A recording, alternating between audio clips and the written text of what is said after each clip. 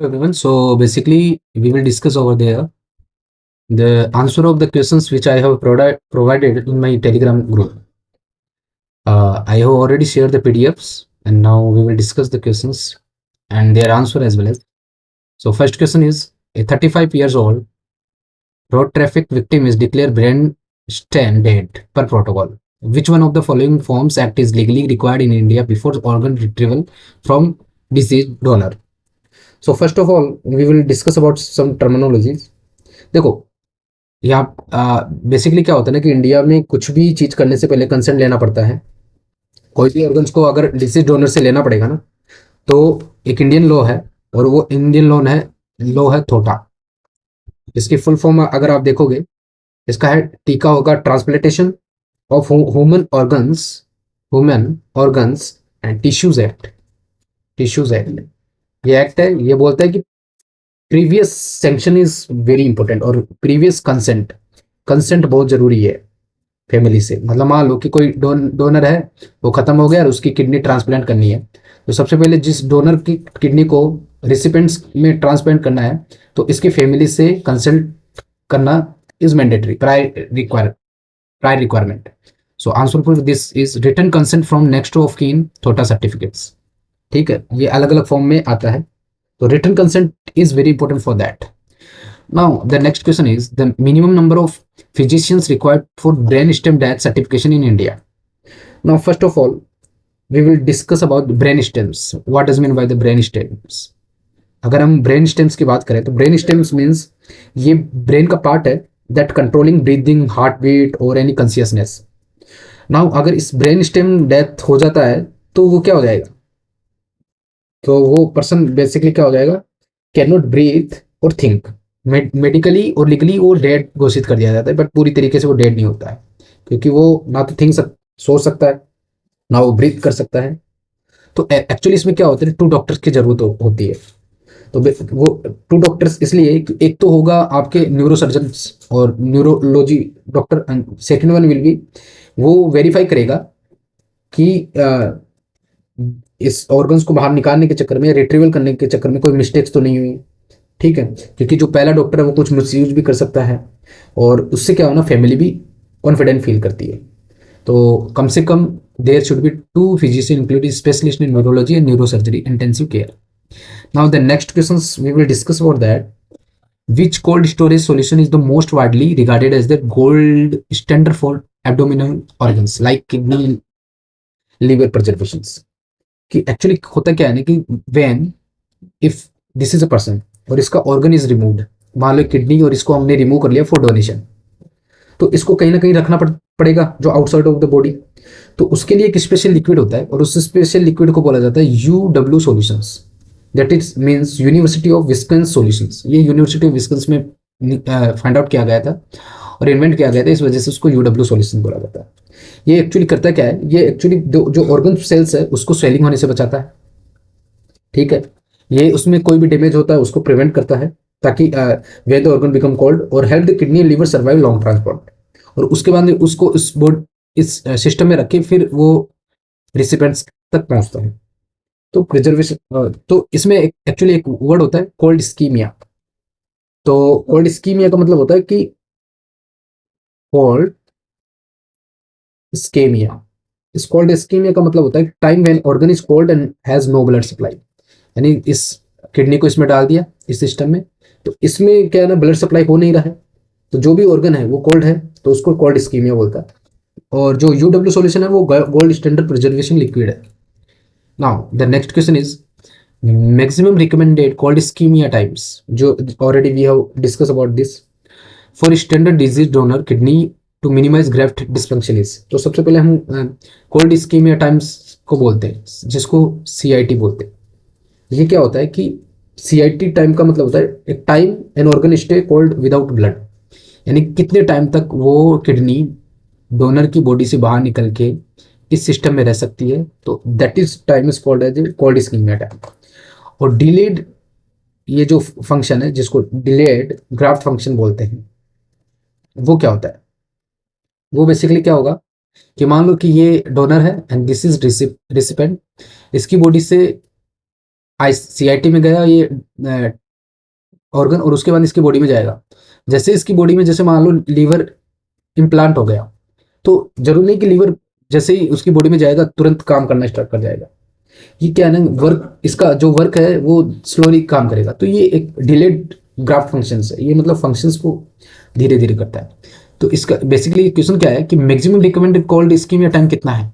तो देखो किडनी का बेसिकली क्या होता है कि 18 टू, ये जो CIT है वो 18 to 24 आवर्स तक रह सकता है इसमें, अगर हम अच्छी तरह से प्रॉपरली इसको प्रिजर्व करते हैं। ठीक है। उसके बाद में क्या होता है कि 18 से 24 घंटे के बाद में जो किडनी है, मान लो किडनी है और हमने इसको बाहर एक सिस्टम में डाल दिया, उसके बाद वो धीरे धीरे उसके सेल्स है ना वो वीक होना स्टार्ट कर जाते हैं। और उस ज़्यादा अगर लॉन्गर स्कीम या टाइम हुआ तो kidney will wake up slowly after transplant, means delayed draft functions पे बढ़ेगा। Now tacrolimus exerts its immunosuppressive effect primarily by, सबसे पहले वी विल डिस्कस अबाउट ट्रैक्लोलिमस। तो सबसे पहले इम्यून सिस्टम क्या होता है, एवरीवन नो कि आपका जो डिफेंस सिस्टम है उसको इम्यून सिस्टम कहते हैं। इसको क्वेश्चंस को समझने से पहले हमें कुछ टर्मिनोलॉजी के बारे में समझना जरूरी है। टी सेल्स क्या होती है, टी सेल्स क्या होती है कि हमारी जो बॉडी होती है, मान लो ये आपकी बॉडी है और यहाँ कोई इन्फेक्शन आ गया या बाहर से कोई वायरस आ गया, तो आपका जो ब्लड सेल में एक टी सेल्स होती है, ये आप एक तरह से सोल्जर्स मान के चलो, ये सैनिक है जो इन पे अटैक करेगा, means this is like antibody. अब मान लो आपकी बॉडी के अंदर बाहर से कोई ऑर्गन ट्रांसप्लांट करना है, मतलब किडनी लाए दूसरे डोनर से और वो इसको डालेंगे, तो ये इसके लिए तो फॉरेन बॉडी है ना, इस किडनी के लिए। तो जैसे फॉरेन चीजों के देखेंगे तो अपने टी सेल्स जग जाएंगे, टी सेल्स क्या करेंगे, इस पर अटैक करेंगे। तो ये टी सेल्स का काम होता है। और एक वर्ड है यहाँ पे, अगर बात करते कैल्सी न्यूरिन, ये क्या होता है, ये टी सेल के अंदर एक केमिकल होता है, ठीक है, जो कि इनको एक्टिव करने में यूज होता है। तो बेसिकली ये पूछ रहा है कि tacrolimus exerts immunosuppressive effect primarily by, किसके द्वारा करता है। तो ये बेसिकली जो करता है ये टी सेल एक्टिवेशन में काम करता है, ठीक है, जो कि कैल्सिनेरियन की वजह से करता है, क्योंकि टी सेल्स के अंदर क्या होता है, कैल्सिनेरियन, इसको इसके द्वारा ट्रैक्रोलिमस एक्सर्ट करता है। अब आप कहोगे कि ट्रैक्रोलिमस क्या होती है। ट्रैक्रोलिमस इज ए मेडिसिन, ये क्या होती है, एक मेडिसिन होती है। ये क्या होता है कि अपने बॉडी के अंदर जो इम्यून सिस्टम है ना, इम्यून सिस्टम्स, उसको कम करता है। इम्यून सिस्टम को कम करना क्यों जरूरी है, अगर मान लो आपकी बॉडी के अंदर काफी इम्यून सिस्टम है, तो वो जो ऑर्गन आएगा, किडनी आएगा आपकी बॉडी में, वो तो इस पर अटैक कर देगा। और इस पर अटैक ना हो इसलिए आपको टी सेल्स यानी कि आपका जो इम्यून सिस्टम है उसको कम करना पड़ेगा। और वो कम किसकी वजह से करते हैं, ट्रैक्रोलिमस की वजह से। लेकिन ये जो टी सेल्स के अंदर जो केमिकल भरा होता है जो इसको अटैक करने के लिए बोलता है, उसको बोलते हैं कैल्सियम। सो इसका आंसर होगा option B. Now we will move to the next question, which is the best initial induction agents for high immunological risk kidney recipients sensitized transplant after prior graft loss। now सबसे पहले we will talk about, actually क्या होता है कि कुछ patients की बात करें, उनकी बहुत ज़्यादा हाई इम्यूनिटी होती है। तो हाई इम्यूनिटी होगी तो हाई एंटीबॉडीज बनेगी, जो कि क्या होगा कि ट्रांसप्लांट होगा ना उसको प्रिवेंट करेगा। तो उनके लिए एक इंडक्शन एजेंट डाला जाता है। इंडक्शन एजेंट मतलब इंडक्शन मेडिसिन डाली जाती है ताकि ये एंटीबॉडीज को कम करे, ताकि जो ऑर्गन आए, जो पिछले क्वेश्चन में हम बात कर चुके हैं, उसको क्या करे, आने दे। तो उसके लिए एक होता है एटीजी, एटीजी जिसको बोलते हैं anti thymocyte globulin, anti thymocyte globulin. ये क्या होता है कि जो भी इम्यून सेल्स होती है हमारी, उनको क्या कर देता है, वो रिमूव कर देता है, या तो उसको वीक वीक कर देगा, जैसे टी सेल्स है, ये इम्यून सेल है, या तो इसको वीक कर देगा या इसको रिमूव कर देगा, ठीक है, ताकि वो जो मान लो ऑर्गन है या किडनी है जो आपकी बॉडी में आना चाहती है वो इजीली आ जाए। ठीक है। तो इंडक्शन का मतलब क्या होता है, अगर इंडक्शन एजेंट की बात करें तो इंडक्शन एजेंट्स क्या होता है, ये स्ट्रॉन्ग मेडिसिन होती है जो सर्जरी के टाइम पे दिया जाता है ताकि बाहर से जो भी किडनी है उसको रिजेक्ट ना करे, ठीक है। और ये जो एटीजी की एक मेडिसिन का नाम है, ठीक है, तो ये बेसिकली इसको कम करता है। तो ये बोल रहा है कि कौन सा इनिशियल इंडक्शन एजेंट जरूरी है, तो वो है आपका RATG, rabbit anti thymocyte globulin. Now we will next move to next questions. A positive complement dependent cytotoxic cross match predicts. Now we will discuss about CDC. What does mean by this CDC means? सबसे पहले CDC का मतलब क्या होता है? CDC एक क्या होता है बेसिकली, ये चेक करता है if antibodies can kill the donor cells. होता क्या है, मान लो कि ये डोनर है, ठीक है, और ये होता है रिसिपेंट। इसका जो ब्लड है और इसका ब्लड है लगभग मैच होना चाहिए। अगर मैच नहीं होता है या क्रॉस मैच अच्छे से नहीं होता है तो इसका जो ब्लड की टी सेल्स है इसको ज्यादा मार सकती है। तो ये जो सीडीसी है, डिपेंडेंट साइटोटॉक्सिक्स, ये क्या होता है, एक तरह से क्रॉस मैच है। अब मान लो कि आपके होता क्या है कि इसकी बॉडी में ऑलरेडी हाई इम्यून सिस्टम है, तो जैसे ही इसका ब्लड आएगा, मतलब जैसे मान लो इसकी किडनी में कुछ ब्लड आएगा, वो जैसे इसके अंदर आएगा तो उसको वो कल किल कर देगा। This means if transplant is to be done the organ will be died immediately. जैसे ट्रांसप्लांट इसकी बॉडी में होगा, मतलब किडनी जैसे इसकी बॉडी में आएगी तो इसका जो ब्लड के अंदर टी सेल्स है या फिर इम्यून सेल्स है इसको मार देंगे। तो सीडीसी टेस्ट क्या करता है? सीडीसी टेस्ट ये क्रॉस मैच करता है कि क्या antibodies can kill donor cells और नॉट। ठीक है। एक होता है, एक वर्ड है यहाँ पर, hyper acute rejection. Hyper acute rejection का मतलब होता है जैसे ये किडनी है, क्या है, एक ट्रांसप्लांट ऑर्गन है, जैसे ये इसके अंदर आएगा ये इसकी ब्लड या सेल्स को मार देते हैं, तो इंस्टेंटली जो मारते हैं, instant destruction of transplanted organ होता है, उसको हाइपर एक्यूट रिजेक्शन बोलते हैं। तो क्वेश्चन क्या है, A positive complement dependent cyto 6 CDC cross match क्या प्रेडिक्ट करता है? ये प्रेडिक्ट करता है कि ये हाई रिस्क इमीडिएट है और हाइपर एक्यूट रिजेक्शन कर सकता है। ठीक है, जो कि absolute contradiction to transplanted is most setting. मतलब हायर सीडीसी होगा, इसका मतलब ट्रांसप्लांट करने के लिए अभी तैयार नहीं है। ठीक है। तो पॉजिटिव सीडीसी का मतलब क्या होता है? पॉजिटिव सीडीसी का मतलब होता है कि डेंजरस है, transplant can not be done. Now we will go for next, panel reactive antibody reflex. So panel reactive antibodies क्या होती है, ये बताता है कि how reactive recipient is to general donors.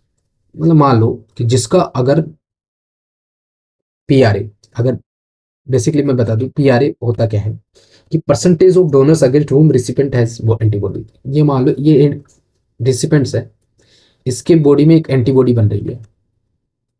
अब ये एंटीबॉडीज मान लो यहाँ पे काफी सारे डोनर्स है, वो कितने लोगों के साथ रिएक्ट कर जाएगा? अगर ज्यादा रिएक्ट कर जाएगा तो वो ट्रांसप्लांट लाइक नहीं है। ठीक है। तो एक्चुअली क्या होता है कि ये PRA is nothing, PRA tells how reactive recipient is to be general donors. मतलब कितने डोनर्स इनकम्पेटिबल हैं, कंपेटिबल नहीं, इनकम्पेटिबल। जितना जितना पीआरए ज्यादा होगा ना तो वो ये शो करेगा कि ये डोनर्स तो इसको नहीं दे सकते हैं, यानी कि इसका पीआरए बहुत हाई है। मान लो पीआरए 70% है, तो इसका मतलब ये है कि 100 में से 70 लोगों के साथ ये रिएक्ट करेगा, मतलब 70 लोगों को तो ये रिजेक्ट कर देगा, 30 को ही एक्सेप्ट करेगा। यानी कि हाई पीआरए का मतलब होगा एक तरह से हाई एंटीबॉडीज, और हाई एंटीबॉडीज होती है दूसरे ऑर्गन्स को आने में वो रिजेक्ट कर देगी। समझ रहे हो? तो इसका आंसर क्या होगा? इसका आंसर होगा percentage of general donor population in which recipient has HL antibodies. HLA क्या होती है we will discuss later in next question. तो सिंपल सा है कि पीआरए एंटीबॉडीज क्या रिफ्लेक्ट करता है, it tells how many donors are likely to be incompatible. Now, the next question is, which of the following statement about ABO incompatible living kidney transplantation is true? Now, मान लो कि जैसे previous question में हमने discuss किया, अगर इसका blood और इसका ब्लड सेम ग्रुप का नहीं है तो इसमें क्या होगी, जो रिसिपेंट है इसके अंदर एक नेचुरल एंटीबॉडीज पैदा होगी। देखो अगर सेम घर का है, मान लो एक इंडियन इंडियन टेरिटरी में आएगा तो आप लोग तैयार थोड़ी हो गया, हमारे हमारे जवान उसको मारेंगे थोड़ी। लेकिन पाकिस्तानी आतंकवादी अगर भारत में घुस जाता है तो हमारे जवान एक्टिव हो जाएंगे। तो ब्लड का मैच होना जरूरी है। तो कोई भी सर्जरी होती है ना उससे पहले antibody must be remove by process का plasma pheresis.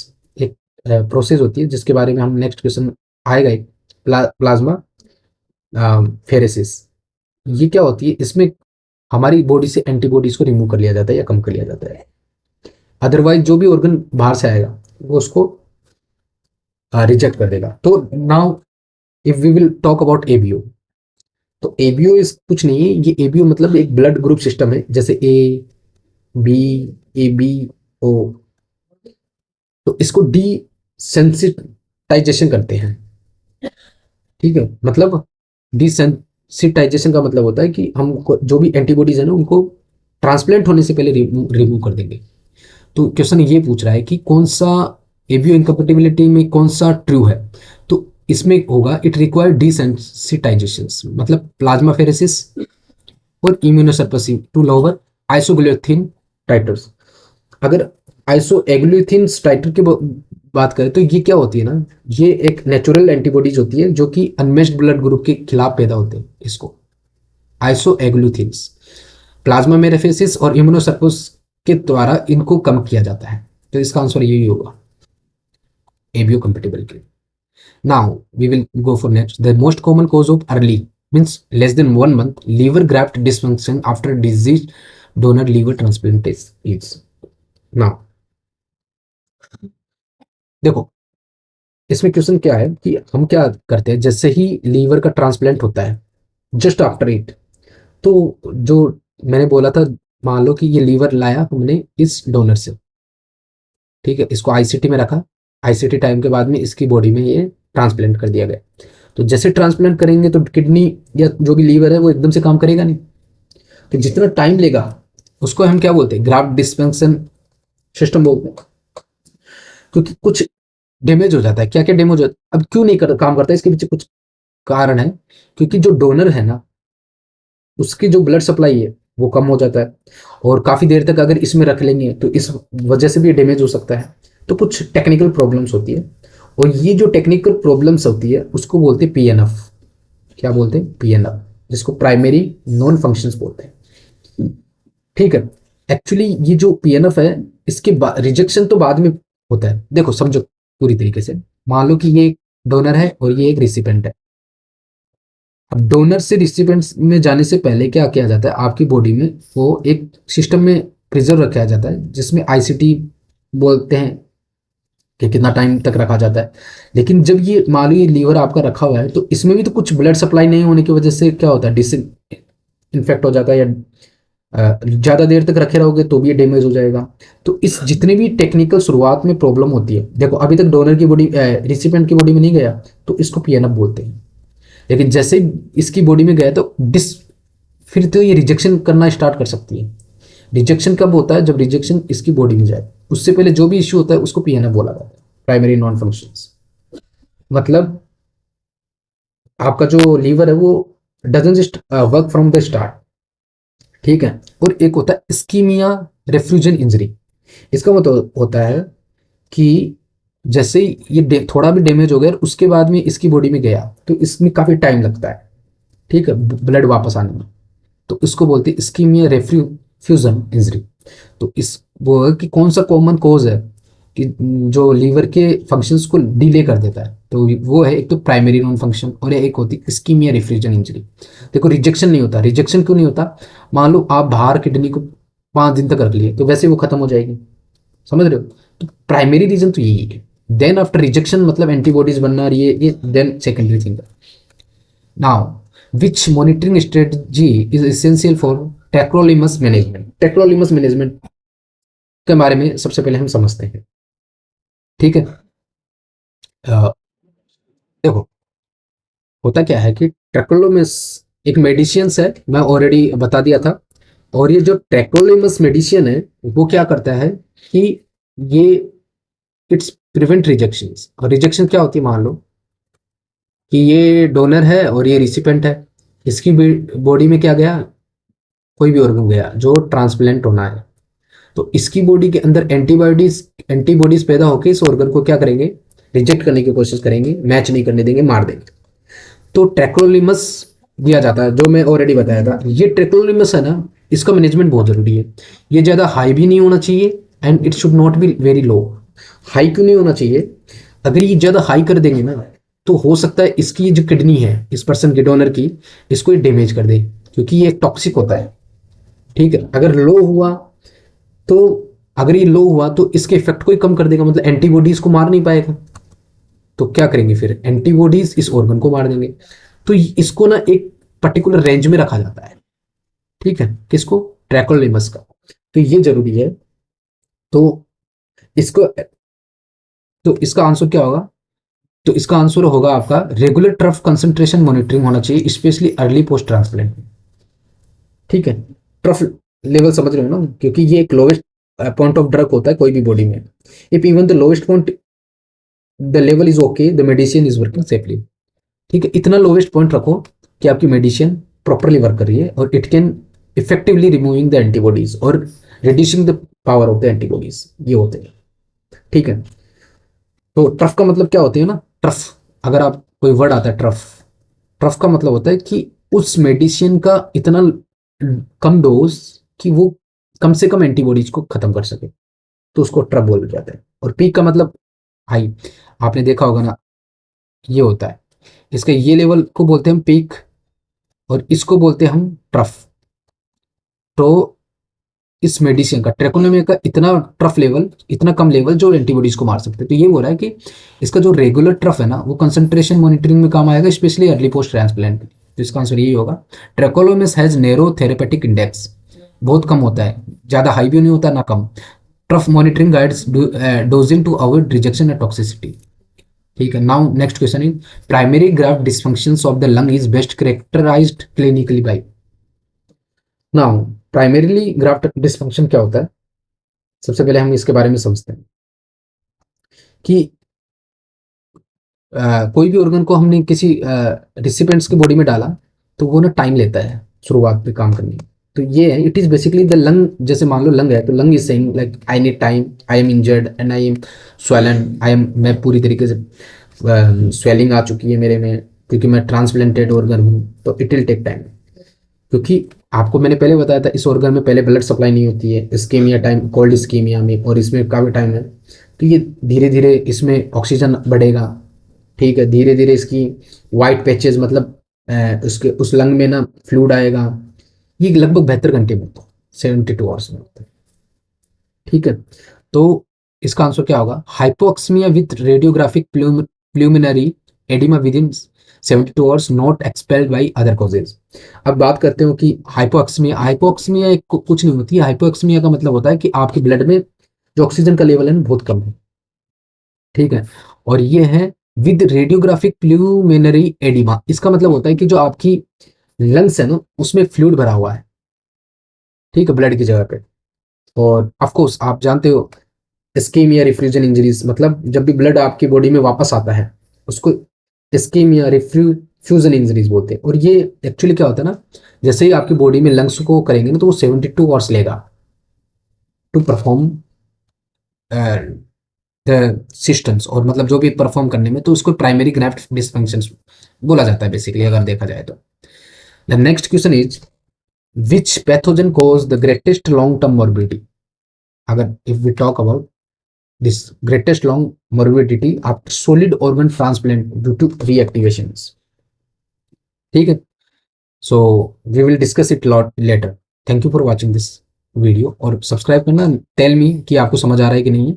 One by one I will upload all and every questions answer, और धीरे धीरे वीडियोज अपलोड होंगे। These are most important questions और कहीं से पीवाई को उठा के किया गया। Thank you for watching this video.